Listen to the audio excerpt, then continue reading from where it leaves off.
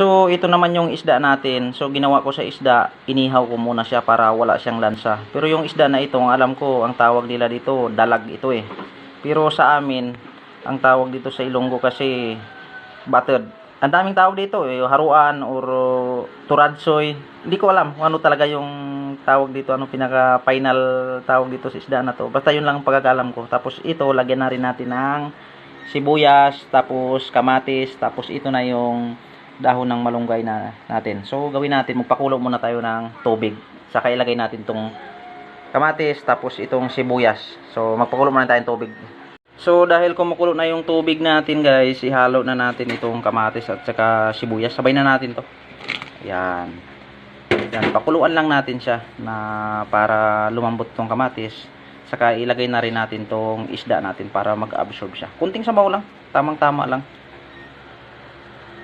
Ayan. Ayan muna natin saglit, guys.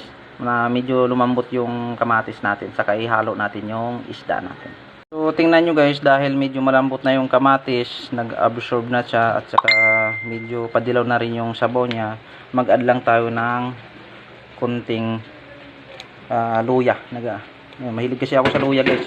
So, pwede na natin ilagay itong ating isda. So, ginawa ko sa isda natin, guys, pinutol-putol ko siya. Yan. So, ganyan na yung isda natin. Masarap po yan, guys. Yan.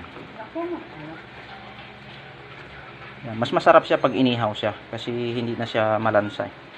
So, hayaan lang natin na mag-absorb. At saka, pakulan natin unti lang para lumasa yung sabaw natin. So, tingnan nyo, guys. Ito na siya. Napakasarap. Pwede na natin ihalo tong dahon ng malunggay natin. Yan.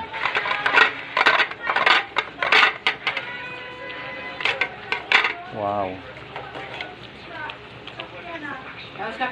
Kunting kulo na lang ito, guys.